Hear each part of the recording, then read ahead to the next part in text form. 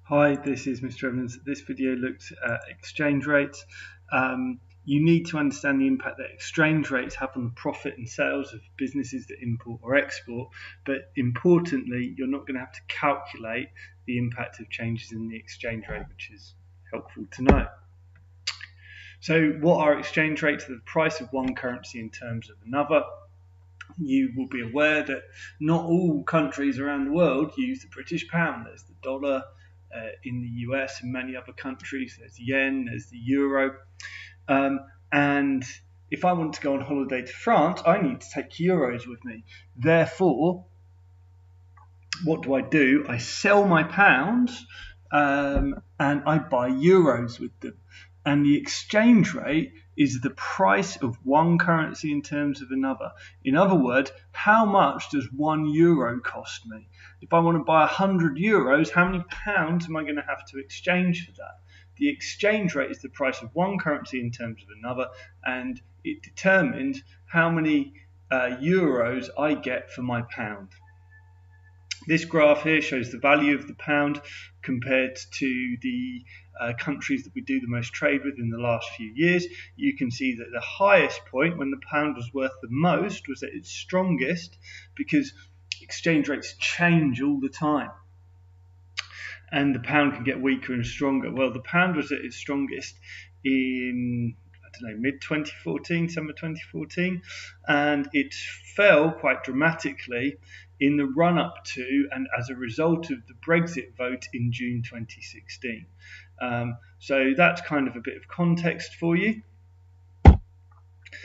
Why do exchange rates matter so much to business? Well, they matter for exporters and they matter for importers. So just to make sure we understand what an export is. An export is a product that's made in the UK and sold overseas. We sell quite a lot of food and beverage. We sell quite a lot of entertainment, music and films and so on. And we sell quite a lot of financial service to people overseas. The product is made in the UK and sold overseas, and we get money in return. What's an import? Well, an import is a product that's made in a country outside of the UK. Products not made in the UK that we import. So we import a lot of consumer electronics, we import a lot of food, we import a lot of clothing. Why do exchange rates matter? Well, because people abroad don't want to accept pounds, we need to exchange our pounds for their currency in order to buy exports. Because British companies want pounds when we sell something overseas, we need foreign people need to exchange their currency for pounds in order to buy stuff from us. So the exchange rate determines, to a certain extent, the price of imports and exports. So the value of the pound can appreciate, it can become stronger. So what would that look like? So let's just take the example where £1 equals $1. And let's say we're trying to buy a $10 product. Well, that's going to cost us £10. But if the pound appreciates in value, so suddenly, instead of £1 just buying me $1, if £1 starts to buy me $2, that same $10 product, the price has not changed, costs me only £5 because the exchange rate has got stronger. My pound buys me more dollars. It buys me $2 instead of $1. Of course, it works the other way around. So a person in the US initially trying to buy a £10 product, it would cost them $10. Now, if they try and buy that £10 product, they've got to exchange $20 for it. So what does that mean? Well, it means that if the pound appreciates, our exports become more expensive. That person in dollars had to exchange twice as many dollars as they did before because the pound has got stronger against the dollar. They need to sell more dollars to buy products made in the UK, which makes UK-made products more expensive to foreign consumers. So you can see that an exporter might not necessarily like a strong currency. It sounds like a good thing, but actually a strong currency is bad news for an exporter because it means their customers are having to pay more for the product even if I don't change the price. Just because of the exchange rate movement, they've got to sell more of their currency in order to buy the product. However, the price of imports does fall. So if we are importing raw materials, you can see that that $10 product became $5. That $10 product became that we were buying for £10 because the value of the pound increased and I was getting $2 for my £1 instead of just one. The price of that product fell. So if I'm importing stuff, this is excellent news for me. However, if I'm a British company selling in the UK and I'm trying to compete against foreign people, foreign producers who are, the price of their products is falling.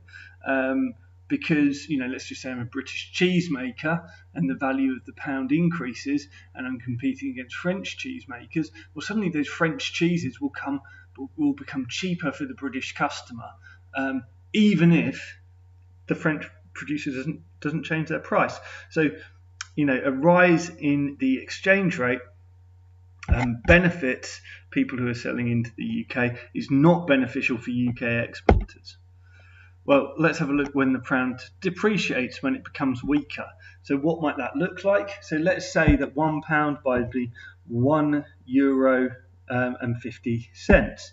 Well, a £10 product in that case would cost €15 to somebody overseas buying it. Now the value of the pound falls. My pound only buys me €1. It was buying me €1.50. Now £1 only buys me €1. The value of the pound is depreciated. But that £10 product now only costs that person paying in euros €10. Okay? Because their euro has got stronger. They can buy more pounds with their €1. But if I'm trying to buy euros, I buy fewer euros. So what does that mean?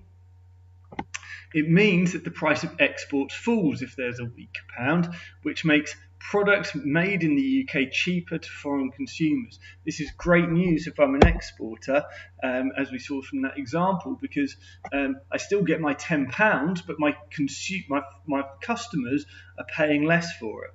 It makes me more competitive.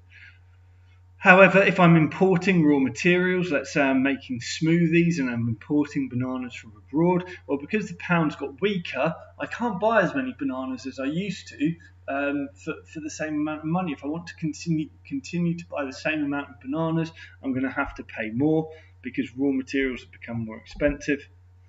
But if we go back to the example of the British cheese manufacturer who's trying to compete against French cheeses, because the value of the pound has fallen, it's now more expensive for British consumers to buy French cheese, so that might be good news for me.